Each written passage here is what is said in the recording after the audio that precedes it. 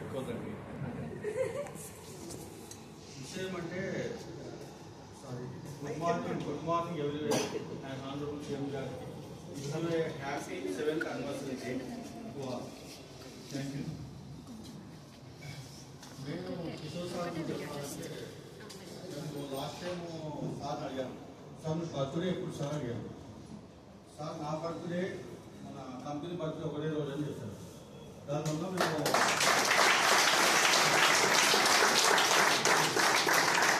ఒక programme miss అయ్యాము. సార్కు మెయిన్ 2 విషయాలు బాగా తెలుసండి. ఏం తెలుసు అంటే కస్టమర్ నీడి, మార్కెటింగ్ నాడి. మార్కెటింగ్ వల్ల నాడి, కస్టమర్ నీడి.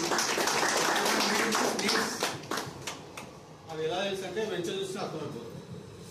మేమంతా అమ్మినాం వెంచర్లు, జస్ట్ మ్యాప్ చూపించాము, ఓన్లీ ల్యాండ్, అగ్రికల్చర్ ల్యాండ్ చూపించి ఏదో ఒక రోడ్ సాఫ్ చేసి ఇట్లాంటివి అమ్మాము.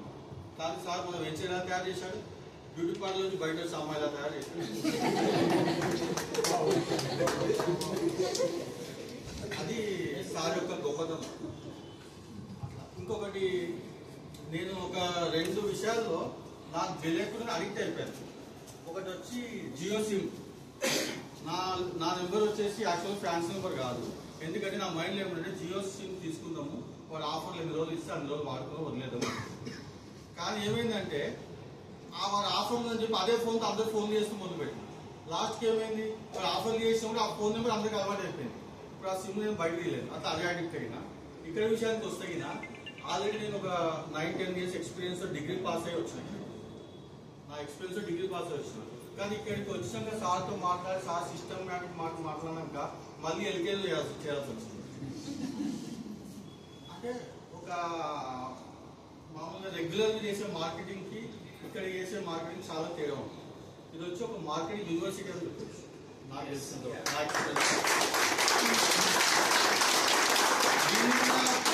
ఎలా చెప్తున్నా అంటే మీకు ఇన్వెస్టర్ ఉంది. ఐ అంటే ఇన్నోవేటింగ్ కార్పొరేట్ కల్చర్ ఉంది ఇక్కడ.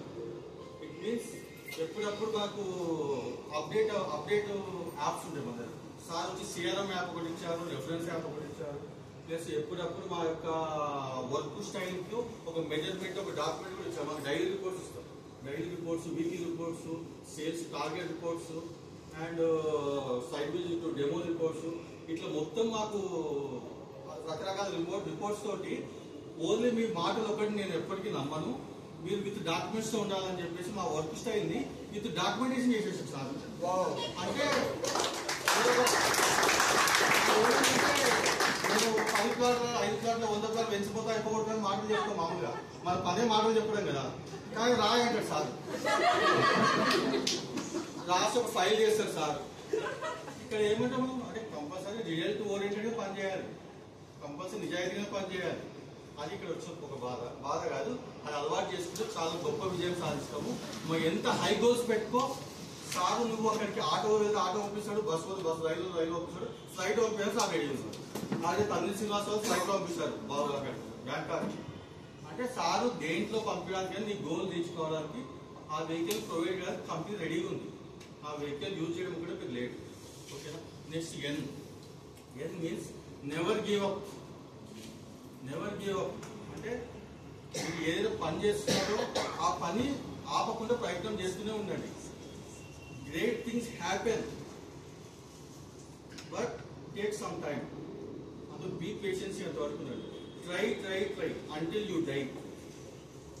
ఇది ఒకటి. Never give up means don't never give up. మీరు చేసి ఏ ప్రయత్నం రియల్ ఓరియంటెడ్ ఎప్పటికీ ఉండదండి. మన పని ప్రయత్నం అంతే. ప్రయత్నం చేస్తుంటే మనం విజయం గ్యారెంటీ వస్తుంది. ఎందుకంటే మనం ఎక్కిన బస్సు వచ్చేసి ఇన్వెస్ట్ ప్లాట్ సేల్స్ అనే బస్సు ఎక్కినాం. మన డెస్టినీ ఏమవుతుంది? ప్లాట్లు అమ్మడమే కదా మన డెస్టినీగా. మనం లాస్ట్ చేసిన డెస్టినీ అంటే ప్లాట్లు అమ్ముతాం. మనది ఈ మధ్యగారిలో ప్రయాణం చేయాలి, నీతి నిజానికి ప్రయాణం చేయాలి. Next W means wealth. Customer wealth ని ఇంక్రీజ్ చేయాలి. వాళ్ళకి ఇంక్రీజ్ చేస్తామని చెప్తూనే మన వెల్త్ కూడా ఇంక్రీజ్ చేసుకోవాలి. ఓన్లీ కస్టమర్ ఒక వెల్త్ ఇంక్రీజ్ చేస్తే మనం ఊపితే వేస్ట్ కదా. అంటే ఇట్ మీన్స్ డిస్కౌంట్ ఎక్కువ అమ్మవుతుందండి అని చెప్తుంది. సేమ్ వితౌట్ బార్గెన్, వితౌట్ నెగోషియేషన్తో సేమ్ ఫిక్స్డ్ రేట్కి అమ్ముతాయి కదా, వాళ్ళతో పాటు మనం వెళ్తాం. మన ప్లాట్ లేకపోతే ₹1,00,00,000 అవుతాయి, నీకు ఆల్రెడీ ఒక ₹1,00,00,000 10,00,000 అవుతుంది. ఎందుకంటే నువ్వు డిస్కౌంట్ ఎక్కించి అమ్మోదంటే ఆ డిస్కౌంట్ అనే పదము మన దరిదాపు రాకూడదని సారు సగం వెంచర్ అయిపోయినాకనో వెంచర్ మొత్తం అయిపోయినా డెవలప్మెంట్ చేయలేదు కదా, ఇంకా స్టార్ట్ కాకముందే వెంచర్ మొత్తము తీర్చిదిద్దాను సుందరంగా. ఒక స్వర్గపు లేదు నాకు ఇక్కడే చెప్పింది ఇవి అంతా సార్ డిస్కస్ చేశారు ఆరోగ్యం గురించి. అందరూ ఆరోగ్యంగా ఉండాలి, అందులో మనం ఉండాలనే దాంట్లో అందరికీ ఆరోగ్యించడానికి మెడికల్ మందుల ఆహారం కాకూడదు, ఆహారం మందు అనే కాన్సెప్ట్ ఆయన భవిష్యత్తులో తీసుకురాబోతున్నారు. మీ నోటీస్కి వచ్చిందో తెలియజేయాలి.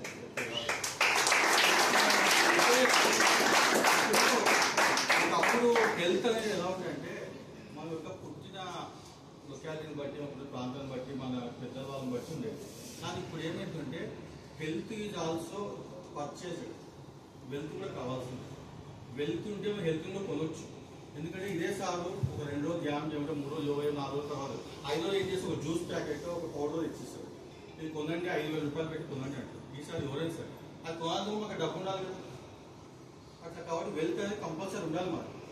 మనం వెల్త్ అనే విషయంలో, రియల్ ఎస్టేట్ విషయంలో ఎంతసేపు కస్టమర్ ఆస్తులు పెంచడానికి, వాళ్ళ కార్మికడానికి ఇదే బిజీలో ఉంటాం. కానీ మన ఆస్తులు పెంచుకోవడానికి, మన యొక్క నీడ్స్ ఫుల్ఫిల్ చేయడానికి ఏనాడు కూడా మనం ప్రయత్నం చేయడం లేదు. ప్రయత్నం చేద్దాం కంపల్సరీ. బేసిక్ నీడ్స్ అనేది ఒకప్పుడు ఏమో కూడు గుడ్డ ఇది బట్ట, కానీ ఇప్పుడు ఇంకోటి ఏమైంది, మొబైల్ కూడా బేసిక్ థింగ్ అయిపోయింది. అది కూడా ఒక మొబైల్ లేకుండా బతకలేని పరిస్థితి అయిపోయింది. ఒక అర్ధరాత్రికి ఒక ₹50 నీ జేబులో ఉన్నాయంటే నీవు ఆకలి బాగా అవుతుంది, మొబైల్లో డాటా అయిపోయింది. ఒక ప్రిఫరెన్స్ దేనికి ఇస్తాం, ఒక ₹10 టీ తాగి ₹4 డాటా రీఛార్జ్ చేయించుకుంటాం. ఎందుకంటే ఆయనతో ఓపిక బట్టి ఆకలి తగ్గిపోతుంది. కానీ తెల్లారులు మేల్కోవాలంటే మనకి లేట్ ఉండాల్సిందే కదా. అట్లా మన స్టైల్ అనేది ఆటోమేటిక్గా అప్డేట్ అవుతూనే ఉంది. దాని దగ్గర మన ఇన్కమ్ కూడా అప్డేట్ అయింది అనుకోండి, ఆటోమేటిక్గా ఎక్కడికో వెళ్ళిపోతుంది. నెక్స్ట్ ఈ ఫర్ ఎథిక్స్. ఎథిక్స్ సార్ ఒకటే మాట చెప్తారు, వర్క్ విత్ ఎథిక్స్ అని చెప్తారు.